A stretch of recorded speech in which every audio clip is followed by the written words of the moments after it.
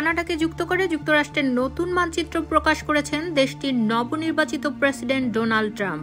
এ ঘটনায় কানাডার সদ্য পদত্যাগকারী প্রধানমন্ত্রী জাস্টিন ট্রুডো লিবারেল পার্টি সামাজিক যোগাযোগ মাধ্যম এক্সে এক পোস্টে মার্কিন যুক্তরাষ্ট্র এবং যুক্তরাষ্ট্র নয় পৃথক মানচিত্র প্রকাশ করে তাৎক্ষণিক প্রতিক্রিয়া জানিয়েছে। বুধবার ডোনাল্ড ট্রাম্প কানাডাকে মার্কিন যুক্তরাষ্ট্রের অংশ হিসেবে দেখিয়ে ট্রুথ সোশ্যালে একটি বিকৃত মানচিত্র প্রকাশ করেন। এতে তিনি লিখেন, ওহ কানাডা। এর আগে অর্থনৈতিক চাপের মাধ্যমে একাধিকবার কানাডাকে যুক্তরাষ্ট্রের ৫১তম অঙ্গরাজ্য বানানোর হুমকি দেন ট্রাম্প।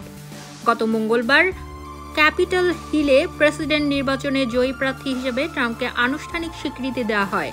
এরপর ফ্লোরিডায় নিজের বাড়িতে প্রেস কনফারেন্সে কানাডার ব্যাপারে আলোচনা করেন। সেখানে তিনি বলেন, কৃত্রিম সীমান্ত থেকে মুক্তি নিন। এরপর দেখুন বিষয়টি দেখতে কেমন লাগে। বিষয়টি জাতীয় নিরাপত্তার জন্য বেশ ভালো হবে। কানাডা ও যুক্তরাষ্ট্র এক হবে। কানাডার সামাজিক ব্যয় নিয়ে ট্রাম্প বলেন, তাদের সেনাবাহিনী খুবই ছোট, তারা আমাদের সেনাদের উপর নির্ভরশীল। সব ঠিক আছে, কিন্তু আপনারা জানেন তাদের এজন্য অর্থ দিতে হয়। এটি খুবই অযৌক্তিক। ট্রাম্পকে তখন এক সাংবাদিক জিজ্ঞেস করেন, যুক্তরাষ্ট্রের সঙ্গে কানাডাকে একীভূত করতে তিনি সামরিক শক্তি প্রয়োগ করবেন কিনা।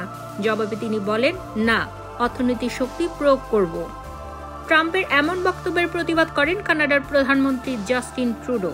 কানাডা কখনো যুক্তরাষ্ট্রের অংশ হবে না জানিয়ে তিনি বলেন, যুক্তরাষ্ট্র এবং কানাডা একে অপরকে সবচেয়ে বড় বাণিজ্যিক ও নিরাপত্তা সহযোগী।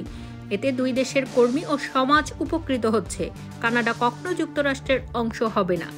এদিকে সোমবার অটোয়ায় নিজ বাসভবনের বাইরে এক সংবাদ সম্মেলন করে কানাডার প্রধানমন্ত্রী পদ থেকে পদত্যাগের ঘোষণা দিয়েছেন জাস্টিন ট্রুডো।